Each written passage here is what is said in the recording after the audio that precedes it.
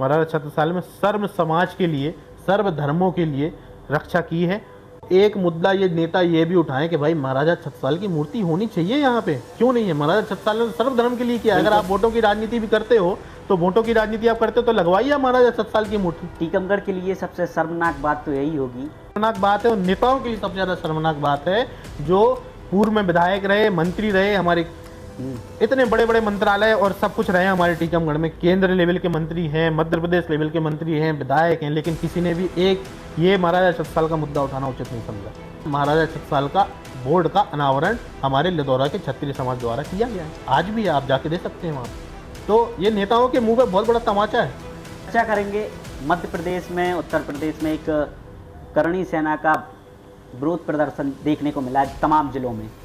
वो था रामजी लाल सुमन और करणी सेना के बीच। महान योद्धाओं के ऊपर रामजी लाल सुमन जैसे टुच्चे सांसद ये टिप्पणी करते हैं, शर्म आनी चाहिए आपको। करणी सेना या क्षत्रिय समाज को रामजी लाल सुमन से माफ़ी मंगवाने की कोई भी आवश्यकता नहीं है। वो जहाँ मिलेंगे, जैसे मिलेंगे, उनकी पूरी हो जाती है। किस तरीके की रहती है, किस तरीके अब ये तो आप अगर रामजी लाल सुमन से पूछेंगे तो वो बहुत अच्छे से आपको बता पाएंगे। इसमें सरकार इनको कब तक देगी संरक्षण? कब तक सरकार की गोद में छुप के बैठे रहेंगे? कब तक सरकार इनको छुपा के बैठी रहेगी? क्या बड़ी पार्टी को भी इसमें नुकसान पड़ेगा? राजनीतिक कोई नुकसान देखने को मिलेगा? राजनीतिक पार्टियों को नुकसान, हाँ बिल्कुल पड़ेगा। समाजवादी पार्टी ने जो उनको संरक्षण देकर रखा है, अखिलेश यादव जी ने जो उनको संरक्षण देकर रखा है, तो मैं उन लोगों से ये सवाल पूछना चाहता हूँ कि अगर अखिलेश यादव जी इतने पढ़े लिखे नेता हैं तो उन्होंने रामजी लाल सुमन जैसे टुच्चे नेता का सपोर्ट क्यों किया? उनको तो पार्टी से उनको बर्खास्त कर देना चाहिए था। विरोध करने गए थे, उनके घर का घेराव करने गए थे, तब कम से कम 400-500 लोग समाजवादी पार्टी के लोग वहाँ थे जिनने पथराव किया था करणी सेना वालों के ऊपर। किसी के सर टूटा था, किसी का हाथ टूटा, काफ़ी पुलिस वाले घायल हुए थे उसमें। छतरपुर का पत्थर कांड देख ले, उसी तरीके का आप एक कांड बता रही है कि पुलिस भी घायल हुई थी, पथराव हुआ था, तब वहाँ पर बुलडोजर की कार्रवाई हुई थी। तो यहाँ पर तो ऐसा कुछ देखने को नहीं, ना ऐसी कोई खबरें देखने को मिली। आपके पूर्वजों के ऊपर, पिताजी के ऊपर, इतिहास के ऊपर, धर्म के ऊपर या किसी मजहब के ऊपर अगर कोई टिप्पणी करेगा, किसी भी धर्म जाति विशेष के ऊपर टिप्पणी करेगा, तो इस सरकार को ऐसा फैसला और ऐसा एक कानून निकालना चाहिए कि उस इंसान के ऊपर किसी भी प्रकार की धाराओं में वो केस दर्ज हो। तो 8 जनवरी 2023 जी प्रधानमंत्री जी का दौरा था जी। करणी सेना जमहूरी मैदान में पहुंची और विरोध प्रदर्शन किया। क्या वजह थी, किस बात को लेकर विरोध प्रदर्शन किया गया? एक उसमें मुद्दा था, मैं बताना चाहता हूँ आपको, उसी बात पे मैं आ रहा था कि आर्थिक आधार पर आरक्षण हो। मांगों के ऊपर उन्होंने पुष्टि नहीं की थी तो वो आंदोलन उग्र हुआ था। तो ये देखा है जिनके बड़े बड़े महल होते हैं, घर भी होते हैं, वो भी गरीबी रेखा में आते हैं। अपने टीकमगढ़ के भी कुछ लोग ऐसे हैं कि आरक्षण उसको मिलना चाहिए जो वास्तविक में गरीब है। भाई जो इंसान आरक्षण का हकदार है ही नहीं, उसको आरक्षण मिल रहा है, तो ये किस प्रकार का इसको सरकार की विफलता बोलूँगा मैं, तो इस सरकार की विफलता बोलूँगा। अच्छा, एक विश्वविद्यालय था जिसमें कहा गया ब्राह्मण भारत छोड़ो, वन्य भारत छोड़ो, इसको गोविंद राजपूत किस नज़रिए से देखते हैं? इस देश में ऐसा कोई माइकेलाल पैदा नहीं हुआ है जो इस देश में ब्राह्मणों को, बानियों को क्षत्रियों के होते हुए देश छोड़ने पे मजबूर कर दे। अगर ऐसा हुआ, सरकार अगर संरक्षण नहीं दे पा रही है, ब्राह्मण बानियों को संरक्षण नहीं दे पाएगी, तो क्षत्रिय फिर तलवार उठाएंगे और अपनी तलवार की नोक पे ब्राह्मण बानियों को और सर्व समाज को, जितने भी समाज है, जितने भी सर्वधर्म की हम रक्षा करते हैं, चूँकि क्षत्रियों का धर्म है, तो अपनी तलवार की नोक पे, अपनी तलवार की दम पर हम फिर से इस देश में, और जो क्रांति पहले थी, जो देश में लड़ाइयाँ हमने लड़ी हैं, उस मुद्दे पे हम काम करेंगे। और यहाँ के विधायक रामेश्वर शर्मा जी राजपूतानी महिलाओं को लेकर एक अनर्गल टिप्पणी करते नजर आते हैं। उन पर आज तक कोई कार्रवाई नहीं हुई, ना वो कभी प्रदर्शन देखने को मिला करणी सेना का। आखिर क्या वजह रही? ने माफ़ी भी मांगी थी और उन्होंने ये अपने वीडियो के माध्यम से बोला था कि मेरा किसी भी व्यक्ति विशेष या जाति विशेष को टारगेट करने का कोई भी मतलब नहीं था। कहीं ऐसा तो नहीं भारतीय जनता पार्टी सत्ता में है और भारतीय जनता पार्टी के वो विधायक है जिसको लेकर करणी सेना बैक में लोगों से उसको माफ़ी भी मांगी थी? और आप बात कर रहे हो कि किसी पार्टी विशेष का, अगर करणी सेना और राजपूत समाज अगर किसी पार्टी विशेष से दबी हुई है, तो मैं आपको बिल्कुल खुले मंच से ये बताना चाहता हूँ कि ना राजपूत कभी किसी से दबा है और ना आगे कभी दबेगा। उल्लेखनीय है अकबर की बेटी का विवाह मेवाड़ के राजा अमर सिंह के साथ हुआ था। वही कई ऐसी राजपूतानी रानियां भी हैं जिनका विवाह मुगलों में हुआ। तो क्या ये तलवारों की दम पर हुआ था उस समय? और आज देखिए सौहार्द विघटन और संप्रदाय की बात की जाती है। नहीं नहीं, मैं बिल्कुल भी सहमत नहीं हूँ आपकी बात से। इसलिए सहमत नहीं हूँ आपकी बात से कि ऐसा कोई भी प्रमाण नहीं है जो इस देश में ये बता दे कि क्षत्रियों ने अपनी माँ बेटियों को मुगलों को दी है। इस देश में मुगलों से लड़ाई लड़ने का काम क्षत्रिय समाज ने किया है। इस देश में इस देश में के साथ अभी भी जुड़ी हुई है। मैं अभी नाम चलता है। इस देशकार का कोई हक नहीं है। आपने बहुत अच्छा क्वेश्चन किया, ऐसा है उल्लेखनीय। आप जो बोल रहे हैं वो मीडिया पे देखिए, और आपने उदाहरण का कहा, मैंने आपको जीता जागता उदाहरण दिया। देखिए मैं नहीं, मैं बिल्कुल सहमत नहीं हूँ आपकी बात। की बात नहीं करेंगे। जिले में आप देख रहे होंगे किस तरीके से मारपीट के आए दिन वीडियो भी वायरल हो रहे हैं। पुलिस के द्वारा लोगों को इंसाफ नहीं मिल रहा है, लगातार पीड़ितों को न्याय नहीं मिल रहा है। आप भी देख रहे होंगे इसको लेकर करणी सेना क्यों आवाज़ नहीं उठा रही है? जिले में इतने सारे अपराध हो रहे हैं, मारपीट के मामले हो रहे हैं, चोरी चकारी हो रही है, महिला संबंधित अपराध हो रहे हैं, इसको लेकर करणी सेना मैंने देखिए, हम किसी भी प्रकार की कोई घटनाएं दुर्घटनाएं हो रही हैं तो उसकी वजह क्या है? प्रशासन की कोई भूल है तो मैं प्रशासन से निवेदन करना चाहता हूं और एसपी साहब से भी आपकी वीडियो के माध्यम से निवेदन करना चाहता हूं कि इस चीज़ को आप थोड़ा सा देखिए। और नमस्कार, आप देख रहे हैं अपडेट इंडिया। अपडेट इंडिया का ये खास प्रोग्राम है लेट्स टॉक विथ ओवेश। इस कार्यक्रम में आज हमारे साथ मौजूद हैं मध्य प्रदेश करणी सेना के प्रदेश अध्यक्ष, जिनका नाम टीकमगढ़ जिले से शुरू हुआ और प्रदेश स्तर तक पहुंच गया है। हमारे साथ मौजूद हैं गोविंद प्रताप राजपूत जी। गोविंद जी, आपका हमारे इस कार्यक्रम में बहुत बहुत स्वागत है। बहुत बहुत धन्यवाद उमेश भाई आपका, आपके चैनल का भी बहुत बहुत धन्यवाद, आपका भी बहुत धन्यवाद जो आपने मुझे इस योग्य समझा और अपने चैनल के माध्यम से मुझे अपनी बात रखने का मौका दिया। गोविंद जी, हमारे जो भी मेहमान होते हैं हम सबसे पहले उनके जीवन परिचय से शुरुआत करते हैं। मैं चाहूँगा कि हमारे दर्शकों को पता चले कि गोविंद राजपूत जी कहाँ के रहने वाले हैं, कहाँ से इनका जीवन शुरू हुआ, कहाँ इनका बचपन बीता गुजरा, कहाँ से पढ़ाई की। उमेश भाई देखिए, पहले तो मैं आपको बताऊं कि जीवन परिचय तो नेताओं का होता है। हम तो एक समाज सेवी हैं। अपने लोगों की सेवा करना मेरा धर्म है और मैं अपनी सेवा को सही तरीके से कर पा रहा हूँ, यही मेरे लिए एक जीवन परिचय है। बेसिकली मैं टीकमगढ़ से 10 किलोमीटर दूर गांव है मेरा, ग्राम पाड़ेर। मेरा जन्म टीकमगढ़ में ही हुआ था, लेकिन हम लोग रहने वाले वहाँ के ही हैं। मेरा जन्म टीकमगढ़ में ही हुआ था। मेरे पिताजी का गांव है। हम लोग जितने भी भाई लोग हैं, हमारा वहाँ पे आना जाना भी लगा रहता है। और आज भी गांव में फार्म हाउस है, वहाँ घर हैं, चाचा लोग भी रहते हैं, सब लोग रहते हैं, तो वो है। पढ़ाई की चर्चा करेंगे। पढ़ाई तो उवेश भाई, मैं बीएमएस डॉक्टर भी हूँ और अभी रिसेंट में मैंने अपने ज़िला टीकमगढ़ हॉस्पिटल में इंटर्नशिप भी अपनी कंप्लीट करी है, उसमें भी मैं सेवाएं दे चुका हूँ अपनी। एलन मेडिकल कॉलेज भोपाल में एक हॉस्पिटल भी है और कॉलेज भी है, एलन सिटी यूनिवर्सिटी जो जिस नाम से जाना जाता है। तो मैंने उससे अपनी बीएमएस की पढ़ाई पूरी करी हुई है। उसके पहले मैं 10th 12th जो है वो भोपाल में पढ़ता था। भोपाल में गया था यहाँ पे स्टडी करने के लिए, क्योंकि मेरा शुरू से ही जो मन था वो रुचि, राजनीतिक रुचि थी। तो पिताजी का मन था कि मैं बाहर जाऊँ, बाहर जाके पढ़ाई करूँ, बाहर जाके, क्योंकि उनका शुरू से ये मन था कि मैं थोड़ा राजनीतिक माहौल से दूर रहूँ। क्योंकि मेरे पिताजी भी राजनीतिक चीज़ों से गुजरे हुए हैं, तो वो मुझे हमेशा यही समझाते थे कि आप इस राजनीतिक से दूर ही रहें। तो मैं भी पिताजी से यही बोलता हूँ और पहले भी बोलता था कि पिताजी मैं राजनीति नहीं कर रहा हूँ, ना मुझे राजनीति करने का कोई शौक़ है। हाँ, मेरे माध्यम से अगर किसी भी मेरे व्यक्ति की अगर सेवा हो जाए, अगर मैं माध्यम बन जाऊँ, तो ये एक खुशी की बात है, मेरे लिए भी खुशी की बात है। और जिनकी मैं सेवा कर रहा हूँ उनके लिए भी खुशी का पल है कि हमारा व्यक्ति जो हमारे साथ रहता है, जो हमारे साथ 24 घंटे तत्पर रहता है, अगर वो मेरी कोई सेवा कर रहा है, मेरे लिए काम कर रहा है, तो ये उनके लिए भी खुशी की बात है और मेरे लिए तो बहुत ही खुशी की बात है। तो इस माध्यम से ये भी है।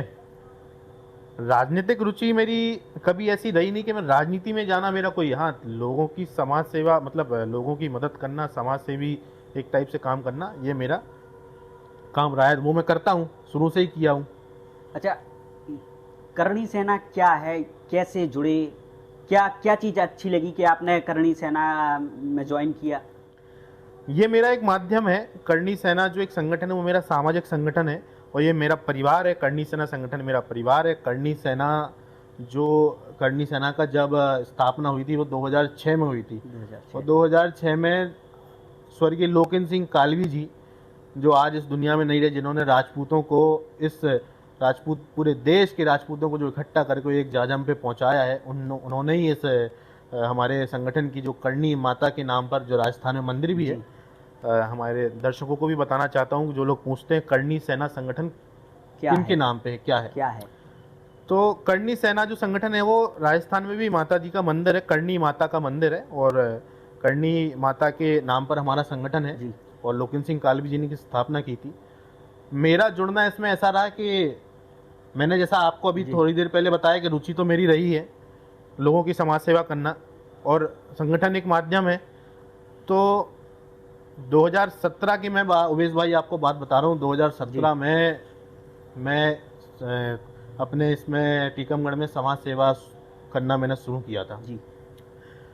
लोगों का कारोबार जुड़ा, मेरी कॉलेज लाइफ में भी राजनीतिक जीवन रहा, कॉलेज लेवल के भी बहुत सारे लोग रहे जिनसे मेरा जुड़ाव रहा, उनकी लोगों को भी मैंने मदद करी। हमारे स्टूडेंट थे जो हमारे कॉलेज के स्टूडेंट थे या जो अन्य कॉलेज के भी स्टूडेंट थे तो उनकी मैं सेवा भाव से मदद करता था। अपना मेरा कोई मन में एक भी प्रकार का कोई ऐसा ये नहीं था कि यार इससे एक पैसे का कमाई हो जाए या ये हो जाए, क्योंकि घर परिवार से मैं हमेशा संपूर्ण रहा हूँ। मेरे पिताजी ने हमेशा संघर्ष किया है और संघर्ष करने के बाद ही मैं इस स्तर पर पहुंचा हूँ कि मैं लोगों की सेवा कर पाऊँ। नहीं, जुड़े कैसे हैं और कब आपने ज्वाइन? 2017 की मैं आपको बात बता रहा हूँ, उसी पॉइंट पे आ रहा था। 2017 में मेरी ज्वाइनिंग हुई थी। मैं करणी सेना भारत का जिलाध्यक्ष बना था। हमारे राष्ट्रीय अध्यक्ष वीर प्रताप सिंह वीरू भैया जो लखनऊ से बिलोंग करते हैं और करणी सेना भारत के राष्ट्रीय अध्यक्ष भी हैं, और राष्ट्रीय उपाध्यक्ष और मध्य प्रदेश प्रभारी धर्मेंद्र सिंह गौतम जी हैं। तो मध्य प्रदेश में मेरी नियुक्ति जब हुई थी, जब करणी सेना भारत का मैं टीकमगढ़ में पहला जिलाध्यक्ष बना था। उसके पहले भी संगठन चल रहा था, संगठन तो चल ही रहा था शुरू से, लेकिन मेरी ज्वाइनिंग 2017 में हुई थी। जब मैं यहाँ पे स्थापना हुई थी, मेरी स्थापना जब हुई थी संगठन की स्थापना तो चूंकि 2006 में ही हो गई थी, तो मैं एक अकेला इंसान था समाज। फिर मैं ये सोच में था कि यार समाज के लोगों को कैसे जोड़ूं, ये एक बहुत बड़ा टास्क है जी। आप भी जिस समाज से आते हो, आपको भी अपनी समाज से लोगों को जोड़ने में एक बहुत बड़ा टास्क है। ये आज की डेट में भी बहुत बड़ा टास्क है कि अपने समाज के लोगों को जागरूक करना, उनको इकट्ठा करना और उनको जोड़ना एक बहुत बड़ा काम है। मैं जब 2017 में जिलाध्यक्ष बना, मैंने लोगों को जोड़ा और लोग मेरे साथ जुड़े, उन्होंने मेरी भावनाएं अच्छी लगी। मैं सोशल वर्क जो करता था, लोगों की मदद करता था, जो मेरा काम था, जो मेरा स्वभाव था, जो लोगों से जुड़ना, उनसे मिलना, उनके पास बैठना, उनके साथ खाना, उनके साथ 24 घंटे में रहता हूँ। तो मेरे दोस्त यार, जो मेरी कमेटी है, जो मेरी मित्रता है, जो मेरी मित्र मंडली है, उन सब ने मेरा सहयोग किया।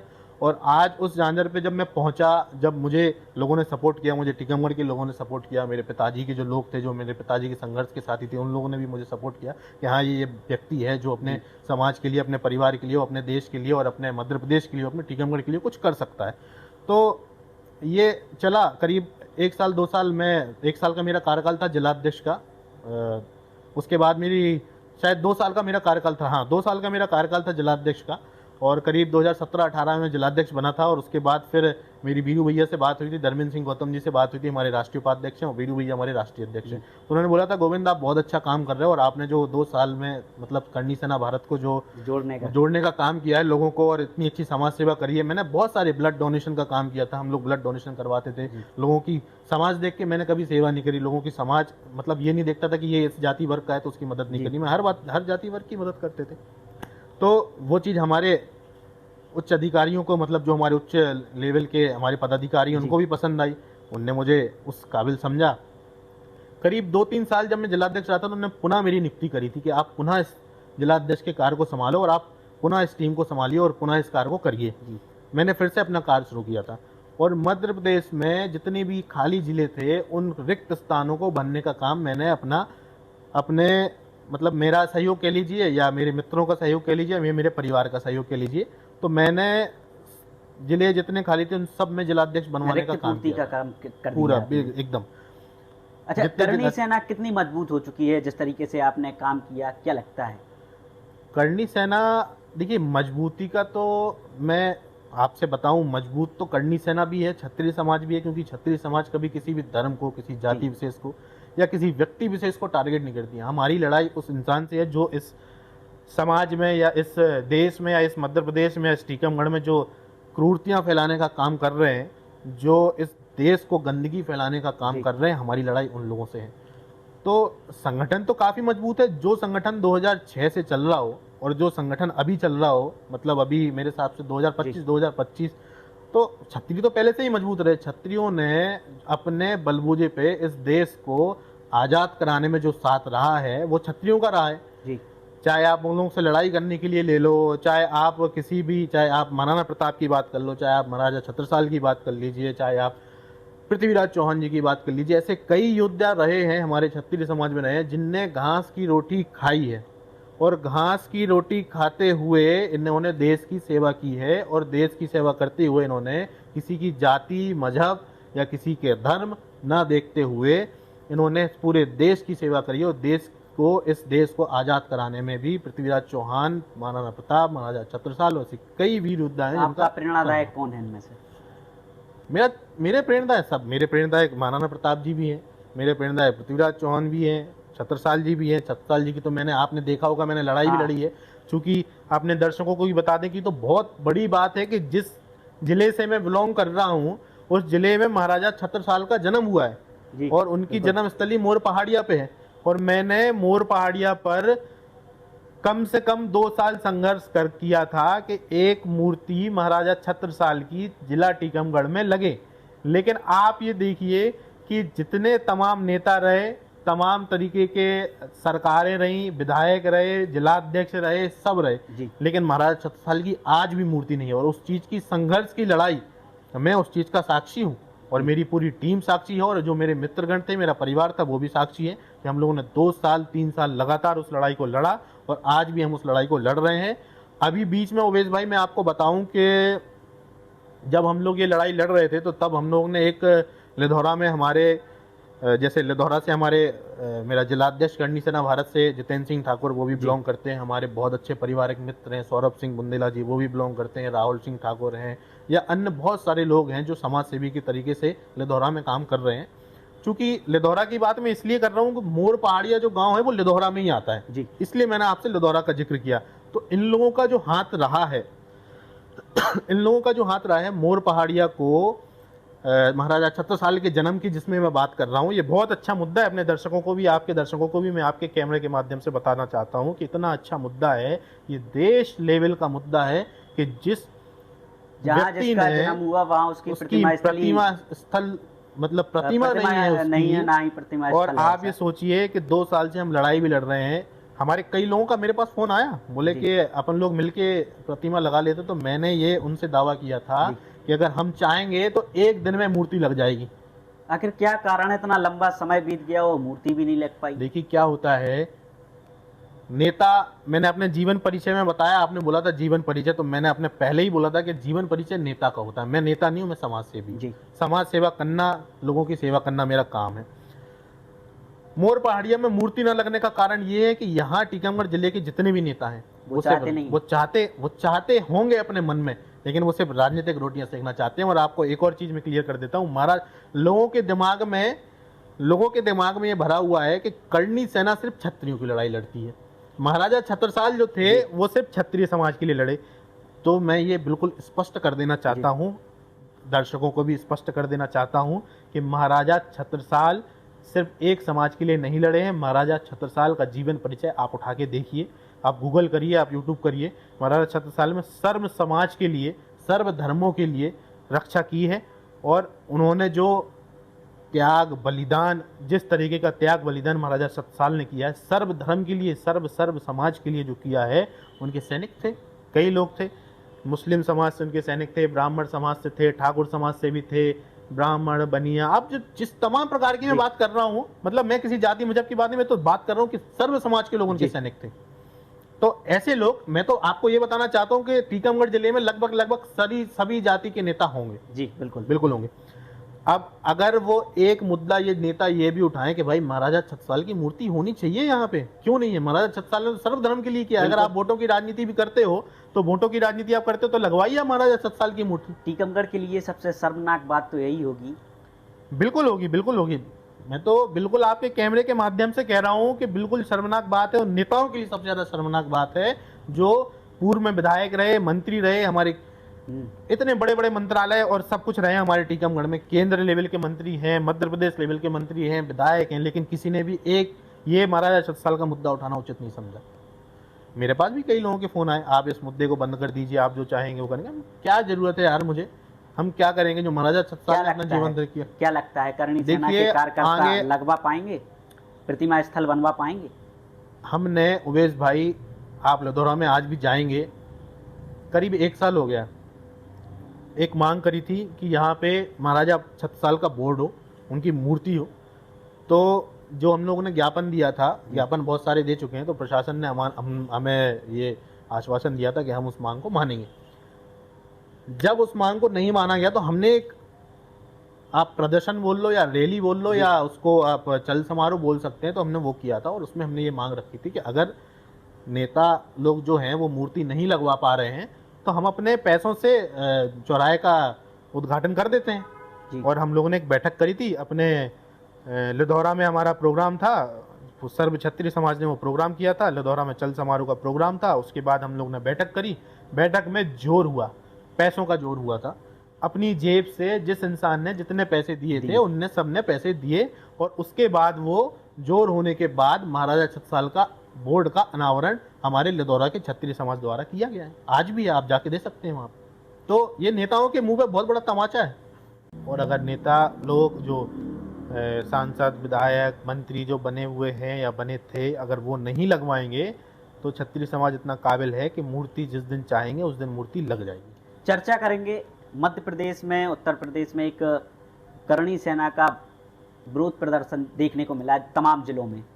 वो था रामजी लाल सुमन और करणी सेना के बीच। आखिर क्या वो विवाद था, कैसे शुरुआत हुई और क्या निराकरण निकला उसका? रामजी लाल सुमन की बात अपन ना करें तो ज्यादा बेटर है, लेकिन आपने अगर सवाल उठाया तो मैं रामजी लाल सुमन की आपको पूरी बता देना चाहता हूं कि जो भरी संसद में जी, जैसा कि मैंने जीवन परिचय महाराजा छत्रसाल, महाराणा प्रताप और पृथ्वीराज चौहान जैसे योद्धाओं का बताया है, इन लोगों का जो जीवन परिचय रहा है, उन महान योद्धाओं के ऊपर रामजी लाल सुमन जैसे टुच्चे सांसद ये टिप्पणी करते हैं कि उनकी जीवन व्यक्तित्व के बारे में और संसद जैसे पवित्र स्थान पर, जहां तो आपको अपने लोगों की कैसे सेवा करी जाए ये बताना चाहिए, क्या मुद्दे हैं वो बताना चाहिए, उसमें आप महान योद्धाओं के ऊपर टिप्पणी कर रहे हो तो शर्म आनी चाहिए आपको जी।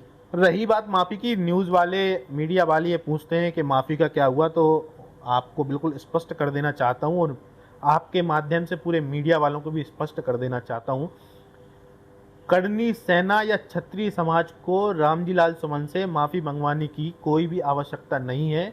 वो जहां मिलेंगे, जैसे मिलेंगे, उनकी पूरी हो जाती है। उनकी मतलब आप ये मानो कि जो सेवाएं होनी रहती हैं वो सेवाएं उनकी हो जाती हैं, वो जहां भी जाते हैं। विरोध बहुत अच्छे लेवल पे होता है। सेवाएं किस तरीके की रहती है, किस तरीके? अब ये तो आप अगर रामजी लाल सुमन से पूछेंगे तो वो बहुत अच्छे से आपको बता पाएंगे। कभी वो बोलते हैं कि 2 पे 2 कर लो और अपन 2 पे 2 हाथ कर लेते हैं, मारा पीटी कर लेते हैं, मुझे छोड़ दो, अकेला छोड़ दो। और जब करणी सेना उनका विरोध करती है और उनका विरोध करने के बाद जब वो विरोध करती है करणी सेना, तो ये प्रशासन से मांग करते हैं कि मुझे सिक्योरिटी दो। अरे मेरे दिमागदार सांसद जी, जब आप ये बोलते हैं कि 2 पे 2 हाथ कर लेते हैं, उसके बाद जब करणी सेना अपना प्रदर्शन करती है तो उसके बाद आप प्रशासन से ये मांग करते हैं कि मुझे सुरक्षा दो, तो आप किस प्रकार की बात कर रहे हैं? रही बात माफ़ी की, तो हमें माफ़ी की कोई ज़रूरत नहीं है। हम जब चाहेंगे, जैसे चाहेंगे, इनसे माफ़ी मंगवाने हम सक्षम है। क्षत्रिय समाज भी सक्षम है, करणी सेना भी सक्षम है, और जब चाहेंगे, जैसे चाहेंगे, इनसे माफ़ी मंगवा लेंगे। और हमें माफ़ी इनसे चाहिए नहीं है। जो हमें अब इस देश में सरकार इनको कब तक देगी संरक्षण? कब तक सरकार की गोद में छुप के बैठे रहेंगे? कब तक सरकार इनको छुपा के बैठी रहेगी? 1 दिन, 2 दिन, 3 साल, 4 साल, 5 साल, 10 साल, कभी तो आएंगे। चुनाव आएगा इनका, लोग इनको आगरा में सर्व समाज के लोग जवाब देंगे। सर्व समाज के लोग आगरा के, मैं एक एक व्यक्ति से बिल्कुल एक बार परिपक्व हूँ मैं, और मैं उनसे मेरी बातचीत भी हुई है। लोगों ने, सर्व समाज के लोगों से बात हुई है वहाँ के। आप किसी भी समाज के व्यक्ति को उठा के देख लीजिए, सबने ये बोला है कि रामजी लाल सुमन को अगली बार चुनाव में हम बता देंगे कि हमारे योद्धाओं के ऊपर टिप्पणी करने का नतीजा क्या होता है? क्या बड़ी पार्टी को भी इसमें नुकसान पड़ेगा, राजनीतिक कोई नुकसान देखने को मिलेगा इनके विवाद को लेकर? देखिए, राजनीतिक पार्टियों को नुकसान हाँ बिल्कुल पड़ेगा। समाजवादी पार्टी ने जो उनको संरक्षण दे के रखा है, अखिलेश यादव जी ने जो उनको संरक्षण देकर रखा है, अखिलेश यादव जी ने भी ट्वीट किया था। एक तरफ समाजवादी पार्टी के लोग बोलते हैं कि अखिलेश यादव जी बहुत पढ़े लिखे नेता हैं, तो मैं उन लोगों से ये सवाल पूछना चाहता हूं कि अगर अखिलेश यादव जी इतने पढ़े लिखे नेता हैं तो उन्होंने रामजी लाल सुमन जैसे टुच्चे नेता का सपोर्ट क्यों किया? उनको तो पार्टी से उनको बर्खास्त कर देना चाहिए था। भाई, जो इंसान अपने पूर्वजों के ऊपर, अपने इतिहास के ऊपर, अपने समाज के ऊपर, अपने परिवार के ऊपर, अपने वीर महान योद्धाओं के ऊपर टिप्पणी कर रहा है तो उसको तो आप देश से बाहर निकालो। आप उसको अपनी पार्टी में भी रखे हो, आपने उसको सुरक्षा भी दी, आपने अपने लोगों को भी वहां भेजा। जैसा कि आपने देखा होगा कि जब करनी सेना के लोग विरोध करने गए थे, उनके घर का घेराव करने गए थे, तब कम से कम 400-500 लोग समाजवादी पार्टी के लोग वहां थे जिनने पथराव किया था करनी सेना वालों के ऊपर। किसी का सर टूटा था, किसी का हाथ टूटा, काफी पुलिस वाले घायल हुए थे उसमें। ऊपर छत से इन लोगों ने, ये समाजवादी पार्टी के लोग थे, वहां कुर्सियां रखी हुई हैं, वीडियो उठा के आप देख लेना, प्रॉपर वीडियो फुटेज है कि जितनी कुर्सियां रखी हैं उतने लोग तो वहां होंगे जी। तो 400 के आसपास लोग वहां थे और छत पे मौजूद थे और छत से उन लोगों ने पथराव किया था। हमारे लोग भी उसमें घायल हुए थे और पुलिस प्रशासन भी घायल हुआ था, काफी लोग उसमें घायल हुए थे। बहुत ही बहुत गंदा कृत्य जो था वो उन लोगों ने किया था। इस पर एक्शन हुआ नहीं? इस पे देखिए, जब रामजी लाल सुमन पे एक्शन नहीं हो रहा है, जो अपने देश के पूर्वजों के ऊपर और देश के इतिहास के ऊपर जो टिप्पणी कर रहा है, उनके ऊपर अगर ये सरकार और ये सरकारें अगर कोई फैसला नहीं ले रही हैं तो उनके ऊपर क्या होगा? कुछ भी नहीं हुआ। आपने देखा होगा यही छतरपुर का पत्थर कांड देख ले, उसी तरीके का आप एक कांड बता रही है कि पुलिस भी घायल हुई थी, पथराव हुआ था, तब वहाँ पर बुलडोजर की कार्रवाई हुई थी। तो यहाँ पर तो ऐसा कुछ देखने को नहीं मिला, ना ऐसी कोई खबरें देखने को मिली। मैं आपसे बिल्कुल वही कहना चाहता हूँ कि जब वहाँ पे पत्थरबाजी हुई तो पत्थरबाजी क्यों हुई? इस देश में विरोध करने का हक हर समाज को, हर व्यक्ति विशेष को है, चाहे वो किसी भी धर्म से हो, चाहे वो किसी भी मजहब से हो, किसी जाति से हो। उस इंसान को अपना विरोध करने का अधिकार है और वो कर सकता है। प्रशासन का काम रोकना है जी।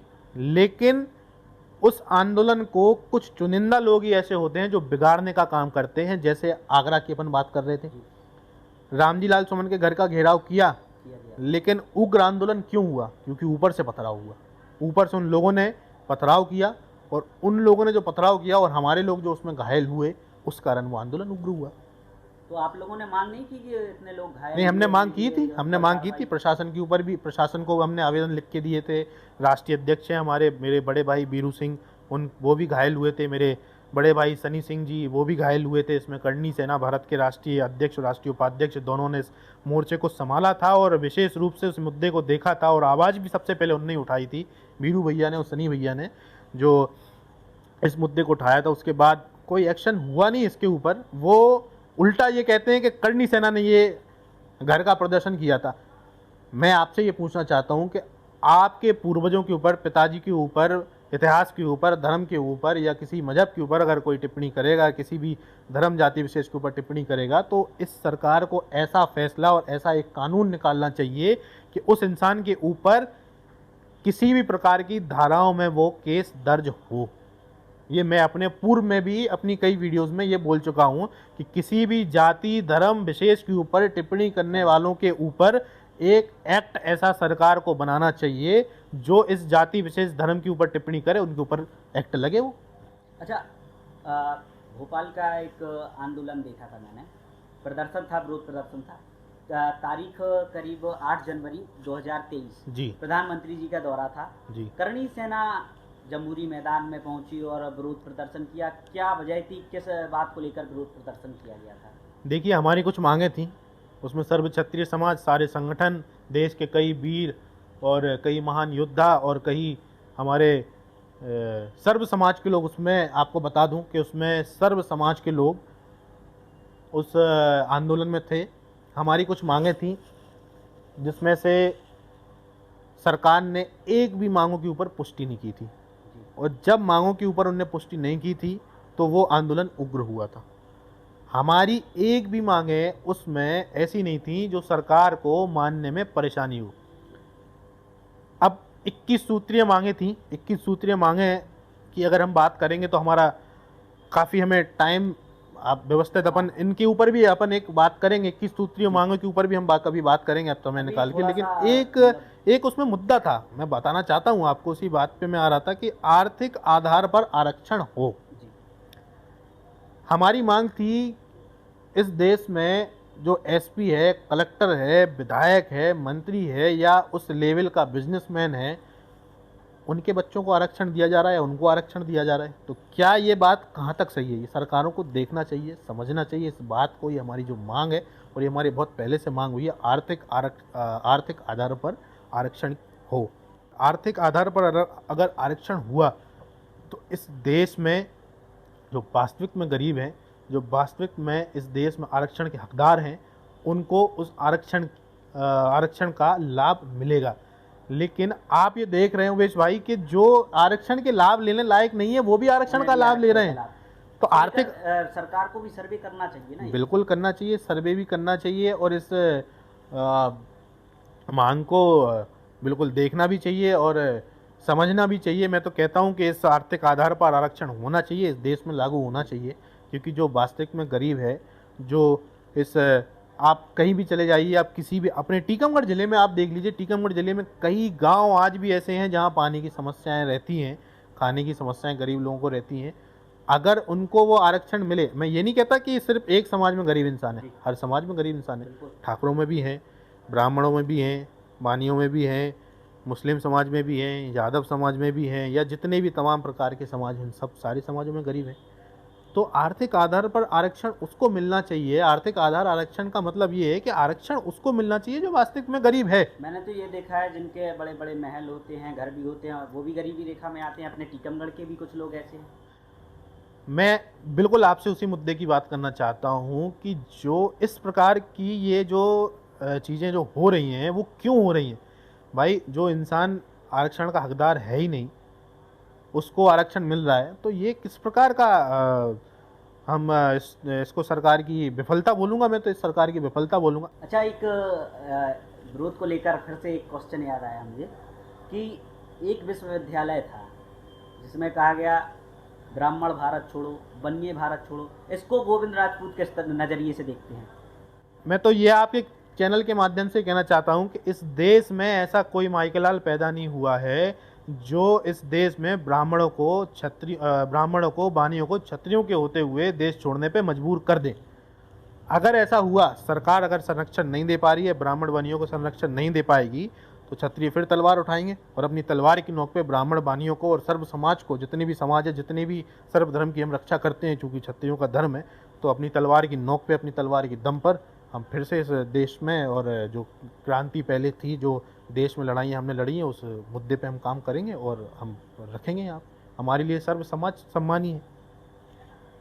भोपाल जिले की हुजूरी नगर विधानसभा, हुजूर विधानसभा, जहाँ के विधायक रामेश्वर शर्मा जी राजपूतानी महिलाओं को लेकर एक अनर्गल टिप्पणी करते नजर आते हैं। उन पर आज तक कोई कार्रवाई नहीं हुई, ना वो कभी प्रदर्शन देखने को मिला करणी सेना का। आखिर क्या वजह रही?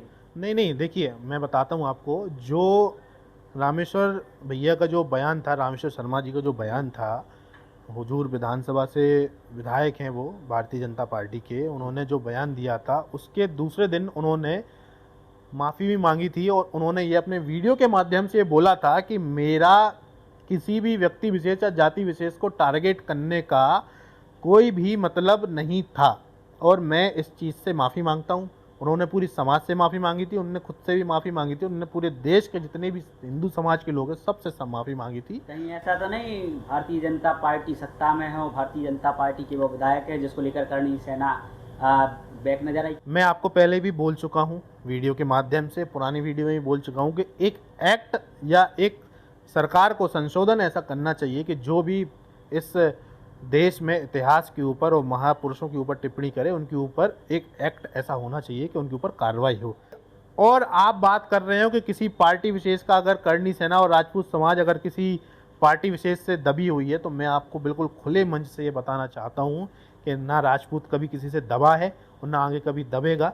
और अगर कभी दबने की राजपूत समाज की बात आई तो हम अपने प्राण त्यागना मंजूर समझेंगे, लेकिन हम दबना मंजूर नहीं समझेंगे। और हम किसी राजनीतिक पार्टी के दबे नहीं हैं, हम अपने मुद्दों पे काम करते हैं। हम अपनी समाज को कैसे इस देश में, अपने वीर योद्धाओं को कैसे इस देश में देखा जाए कि जो उन्होंने काम किया है, हम उस पर काम करते हैं। और हमारा कभी ऐसा मोटिव नहीं रहता किसी जाति में। मैं फिर बोल रहा हूँ आपसे, मैं फिर आपके वीडियो के माध्यम से बोल रहा हूँ कि हमारा कोई भी ऐसा उद्देश्य नहीं रहता है किसी जाति विशेष या किसी व्यक्ति विशेष के ऊपर टिप्पणी करें। करणी सेना को मैंने देखा है अधिकतम विरोध प्रदर्शन करती नजर आती है। जनहित की बातें क्यों नहीं करती, जन समस्याओं को क्यों नहीं देखती, आवाज़ जरूरतमंदों की क्यों नहीं उठाती है? बिल्कुल उठाती है जरूरतमंद। आप कई मुद्दे उठा के देख लीजिए, जरूरतमंदों के मुद्दे उठाती है जरूर। मैंने जो आपसे भी बोला है, जो हमारी 21 सूत्रीय मांगे थी वो जनहित के मुद्दे हैं। आर्थिक आधार पर आरक्षण जनहित का मुद्दा है। कई ऐसे मुद्दे हैं, कई ऐसे बातें हैं जो मैं आपको अपनी दूसरी वीडियोस में या कभी और अपन को समय मिलेगा तो अपन उस मुद्दों पे बात करेंगे। 21 सूत्रीय मांगे जो हमने रखी थी, करणी सेना परिवार, जीवन सिंह शेरपुर जी ने, हमारे बड़े भाई करणी सेना परिवार के प्रमुख हैं, उनके द्वारा ये आंदोलन हुआ था। उन्होंने इस आंदोलन को, इस आवाज़ को उठाने का काम किया था। तो इसमें कई जनहित के मुद्दे थे, कई ऐसे मुद्दे थे जो जनहित में जारी अगर करें तो आम जनता को इसमें फ़ायदा होगा। अगर आपके ऐसे कोई मुद्दे हैं, आम जनता को फ़ायदा होना है, तो सरकार मान क्यों नहीं लेती है आपकी बात? देखिए, सरकारों को काम है अपनी राजनीतिक रोटियां सेकना, और सरकारें अपनी राजनीतिक रोटियां सेकती हैं, नेता अपनी राजनीतिक रोटियां सेकते हैं। हमें अपना काम करना है, हमें इस जाति धर्म और अपने लोगों को जगाना है, जगाने का काम करना है। हमें अपने लोगों को ये बताना है कि इस देश में कैसे वीर योद्धा थे, या देश में कितनी भी जो भी मुद्दे हैं वो हमें अपने देश के लोगों को ये बताना है कि इस देश में कई ऐसे मुद्दे हैं जो हमें उठाने चाहिए। और सरकार सिर्फ जो बात कर रही है वो जाति विशेष और धर्म विशेष को आपस में लड़ाने का काम करती है, क्रूरतियाँ फैलाने का काम करती हैं। सरकारों को ये काम चलते हैं। और अगर ज़रूरत पड़ी और करणी सेना को अपनी मांगें मनवाने के लिए मैदान में आना पड़ा, तो आपके कैमरे के माध्यम से बोल रहा हूँ कि अगर ज़रूरत पड़ेगी तो राजनीतिक में भी आएंगे और चुनाव भी लड़ेंगे, और अपनी मांगों को सरकार संसद तक भी रखेंगे और विधानसभा तक भी रखेंगे और अपनी मांगों को पूरा भी करेंगे। उल्लेखनीय है, अकबर की बेटी का विवाह मेवाड़ के राजा अमर सिंह के साथ हुआ था। वही कई ऐसी राजपूतानी रानियां भी हैं जिनका विवाह मुगलों में हुआ। तो क्या ये तलवारों की दम पर हुआ था उस समय? और आज देखिए, सौहार्द विघटन और संप्रदायिकी की बात की जाती है। नहीं, मैं बिल्कुल भी सहमत नहीं हूँ आपकी बात से। इसलिए सहमत नहीं हूँ आपकी बात से कि ऐसा कोई भी प्रमाण नहीं है जो इस देश में ये बता दे कि क्षत्रियों ने अपनी माँ बेटियों को मुगलों को दी है। आप कोई भी एक ऐसा प्रमाण मुझे बता दीजिए कि जो ये प्रमाण ये दे सके, ये बात बता सके कि क्षत्रियों ने अपनी बहन बेटियों को मुगलों को दिया है। इस देश में मुगलों से लड़ाई लड़ने का काम क्षत्रिय समाज ने किया है। इस देश में, इसमें इस देश में के साथ अभी भी जुड़ी हुई है। मैं बिल्कुल आपकी उस बात पे आना चाहता हूँ कि इस देश में भ्रांतियाँ फैलाने का काम जो आम आदमी, जो आम नागरिक लोग करते हैं, मैं उन लोगों से भी ये कहना चाहता हूँ, आपके चैनल के माध्यम से भी कहना चाहता हूँ कि बंद कर दीजिए ऐसी भ्रांतियां फैलाने का काम। अगर आपके पास अगर किसी भी प्रकार का कोई प्रमाण हो और अगर आप इस चीज़ पे बात कर सकें तो आप बात करिए, अन्यथा आपको बात करने का या किसी भी प्रकार का कोई हक नहीं है। आपने बहुत अच्छा क्वेश्चन किया, ऐसा है, उल्लेखनीय। आप जो बोल रहे हैं वो मीडिया पे देखिए, और आपने उदाहरण का कहा, मैंने आपको जीता जागता उदाहरण दिया। देखिए, नहीं, मैं बिल्कुल सहमत नहीं हूँ आपकी बात से। ऐसा कोई भी अगर प्रमाण, कोई भी मुझे अगर ऐसा प्रमाण दे देगा कि कोई भी एक ऐसा प्रमाण, एक सिंगल प्रमाण अगर मुझे ये मिल जाएगा, तो मैं जो आप बोलेंगे वो करने के लिए तैयार हूं। यार, जोधाबाई राजपूताना कहाँ से, आप किस तरीके की, कैसी बात, मतलब आप बोले जोधाबाई राजपूत कहाँ से हो गई इस देश में? देखिए, मैं आपको बिल्कुल बताना चाहता हूँ कि जब इस देश में जब मुगलों से लड़ाई हुई थी, हमारे वीर योद्धाओं की लड़ाई, जब हमारे वीर योद्धा इस देश में अपने देश की रक्षा करने के लिए मुगलों से लड़ाई लड़ रहे थे, तो जैसे पृथ्वीराज चौहान की मैं बात करना चाहूँगा। पृथ्वीराज चौहान ने मोहम्मद गौरी से करीबन हजारों बार युद्ध लड़ा होगा और कई बार वो उस युद्ध में अपना पूरा कदम उठाने में सक्षम नहीं रहे, लेकिन कई बार रहे हैं। जी। लेकिन जितनी बार नहीं रहे तो उतनी बार मुगलों ने उनके ऊपर और एक कदम बढ़ाया। जैसे एक बार पृथ्वीराज चौहान ने कई लड़ाइयाँ लड़ी हैं, कई देश में अपने कितने भी बड़े बड़े मतलब लड़ाइयाँ लड़ी हैं, चाहे पृथ्वीराज चौहान की बात कर लें, महाराणा प्रताप की बात कर लें, महाराणा सांगा की बात कर लें, जिनकी एक आंख नहीं थी, एक हाथ नहीं था, एक पैर नहीं था, उसके बावजूद भी अपने इस देश के लिए, भारत देश के लिए वो लोग लड़े हैं योद्धा। मैं तो ये कहना चाहता हूँ कि अगर क्षत्रिय या ये हमारे वीर योद्धा इस देश के लिए नहीं लड़े होते तो भारत का नाम इस नक्शे में ना होता। टीकमगढ़ की चर्चा कर लेते हैं। मैंने एक विवाद देखा, अभी ताज़ा मामला है, मैं उस विवाद की चर्चा नहीं करूंगा हालांकि, लेकिन मैंने देखा है क्षत्रिय महासभा और करणी सेना ये दो अलग अलग भागों में बंटती नहीं, बिल्कुल दो अलग भागों में बटी नहीं है। जो आप इस मुद्दे की बात कर रहे हैं जो अभी हाल ही में टीकमगढ़ में हुआ है, तो क्षत्रिय महासभा का कार्यक्रम 29 तारीख को था, मैं आपको बता देना चाहता हूँ, और वो प्रोग्राम पहले से ही फिक्स था, इस मामले के पहले से वो फिक्स था, और उस कार्यक्रम में किसी भी प्रकार का ज्ञापन या आंदोलन या चल समारोह नहीं था। उन्होंने महाराणा प्रताप की जयंती को मनाया और उन्होंने कई अच्छे लोगों को, कई परिवारों को, संगठन को, कई ऐसे लोगों को या कई ऐसे स्टूडेंटों को सम्मानित किया है अपने मंच से, तो ये भी एक माध्यम है। और अगर हम कोई भी कार्यक्रम पहले से फिक्स है तो उसमें कोई भी इंसान अपने कार्यक्रम को उस वे में ले जाना नहीं चाहेगा। और मैं आपको फिर भी बता देना चाहता हूँ कि वो जो कार्यक्रम था क्षत्रिय महासभा का, वो कार्यक्रम कुछ और था और ये मुद्दा कुछ और था, तो उसमें उन लोगों का कोई भी इस तरीके का लेन देन नहीं था। मैंने नाम नहीं लिया जिनके द्वारा टिप्पणी की गई थी, फेसबुक के माध्यम से मैंने देखा था। जी बिल्कुल। लेकिन फिर उसमें क्षत्रिय महासभा के द्वारा कहा जाता है किसी भी प्रकार का ज्ञापन नहीं होगा। इसके बाद करणी सेना ज्ञापन देने पहुंच जाती है। नहीं, करणी सेना ने ज्ञापन इसलिए दिया था कि जो व्यक्ति उस मुद्दे में नहीं था, जैसे उस मुद्दे में युवराज सिंह और जो लालू है, इनका नाम लालू, युवराज सिंह और उर्फ लालू के नाम से जो आ रहा था, पुलिस प्रशासन ने 151 उसकी पैदल मार्च निकलवाई थी। तो ये ऐसे कई मुद्दे मैं आपको गिनवा दूंगा, 376 जैसे मुद्दे होते हैं, 307 जैसे मुद्दे होते हैं, 302 जैसे मुद्दे होते हैं, उसमें पुलिस प्रशासन निकाले पैदल मार्च। हम सहयोग करेंगे पुलिस प्रशासन का, चाहे वो किसी जाति धर्म से हो।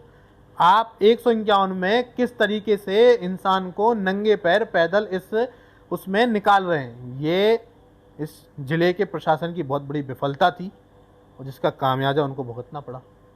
मैं तो बिल्कुल इस मुद्दे पे बात करना नहीं चाहता हूँ। मैंने तो बिल्कुल यही बोला था कि इस टीकमगढ़ जिले में जितने भी भाई हैं, जितने भी जाति धर्म के विशेष के लोग हैं, वो मेरे हैं और मेरा इस चीज़ पर विरोध हुआ था। लोगों ने मेरा विरोध किया था कि आप एक समाज की बात कर रहे हो। मैंने बिल्कुल एक समाज की बात नहीं करी थी। मेरी वीडियो आप उठा के लिए देख लीजिए, देख सकते हैं आप मेरी वीडियो अभी भी, आज भी मेरी फेसबुक अकाउंट पे, इंस्टाग्राम अकाउंट पे, यूट्यूब पे आज भी डली हुई है वीडियो। मैंने एक समाज की बात नहीं करी थी, मैंने सर्व समाज की बात करी थी कि जो निर्दोष व्यक्ति हो उनको सजा ना हो।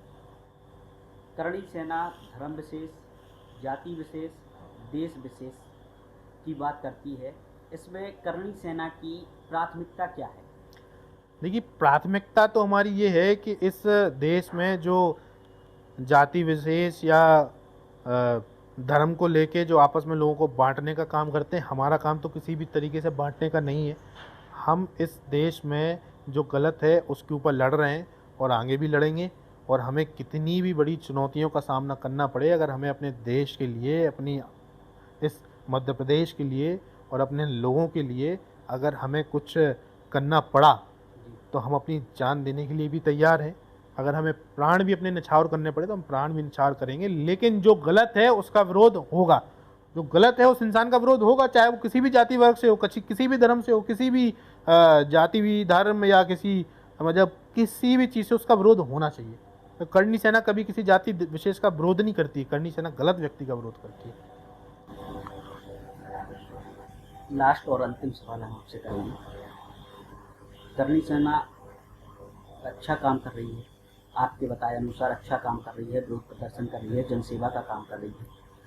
ऐसे में आप देख रहे हो देश का माहौल आज क्या है, किसी से छुपा नहीं।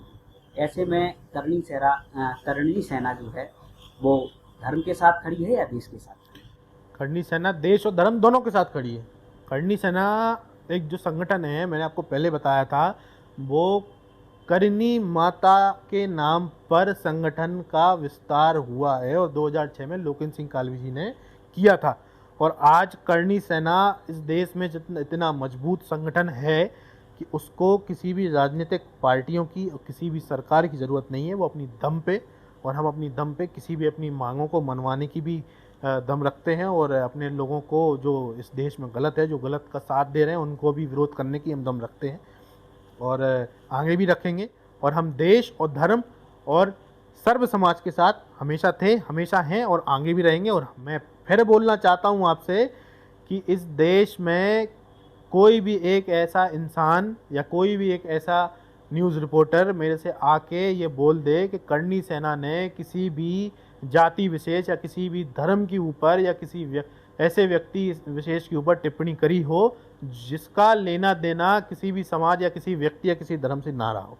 हमारा काम है इस देश में शांति व्यवस्था कैसे बनी रहेगी। शांति व्यवस्था जब बनी रहेगी जब सरकारें उस चीज़ को अपने तरीके से समझेगी और इस देश के लोगों को अपनी मांगों, मतलब जैसे मैं आपको बताना चाहता हूँ कि इस देश में जब लोग क्यों उग्र होता है, उग्र इसलिए होता है क्योंकि उनकी मांगें नहीं मानी जाती हैं। जब सरकार उनकी मांगों को मानेगा तो लोगों को उग्र होने की ज़रूरत ही नहीं है। करणी सेना को प्रदर्शन करने की कोई ज़रूरत ही नहीं है। करणी सेना ऐसा थोड़ी है कि भाई हमें किसी पागल कुत्ते ने काटा है कि हम ऐसे ही कोई भी प्रदर्शन करते घूम रहे हैं। तो देश धर्म दोनों के साथ में है। और आपके चैनल के माध्यम से इस देश के युवाओं को और देश के सभी वर्गों को भी मैं ये मैसेज देना चाहता हूँ कि अपनी समाज से जुड़िए, अपने धर्म से जुड़िए, अपने देश से जुड़िए। और जाति विशेष में बंटने का काम जो आज की राजनीतिक पार्टियां सरकारें कर रही हैं तो उनसे दूरी बना के रखिए। अपने परिवार, अपने माता पिता और अपने देश, धर्म, जाति, प्रदेश, गांव, परिवार, इनकी आवाज़ उठाना अच्छा काम है। उठाइए आवाज़, उठानी भी वैसे तो चाहिए। ये मेरा अंतिम सवाल था, लेकिन हम जिले की बात भी करेंगे। जिले में आप देख रहे होंगे किस तरीके से मारपीट के आए दिन वीडियो भी वायरल हो रहे हैं।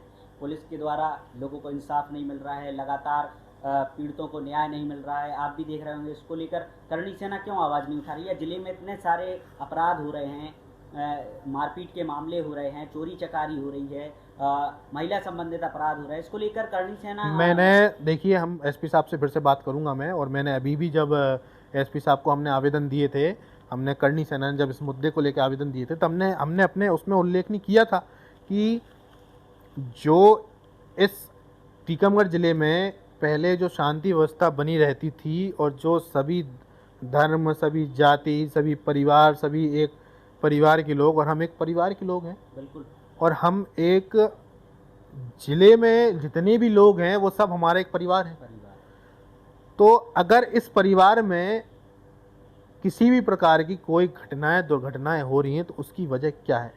प्रशासन की कोई भूल है। तो मैं प्रशासन से निवेदन करना चाहता हूं और एसपी साहब से भी आपकी वीडियो के माध्यम से निवेदन करना चाहता हूं कि इस चीज़ को आप थोड़ा सा देखिए और इस चीज़ को थोड़ा सा आप अपने संज्ञान में भी लीजिए कि आपके होते हुए इतनी लड़ाइयाँ और जो भी चोरी का मामला आपने बताया, महिला उत्पीड़न का मामला आपने बताया, वो क्यों हो रहे हैं, तो उसको भी हम एक आवेदन बना के और रखेंगे एसपी साहब के सामने। उनको मुद्दे ये भी बताएंगे कि भाई इसके ऊपर भी आप रोक लगाएं। तो ये थे हमारे साथ करणी सेना के प्रदेश अध्यक्ष गोविंद प्रताप राजपूत जी, जिनसे हमने चर्चा की, तीखे सवाल, सरल जवाब जो उन्होंने दिए हैं। आज फिर इतना ही। अगले हफ्ते हम फिर हाजिर होंगे किसी नई शख्सियत के साथ। तब तक के लिए नमस्कार।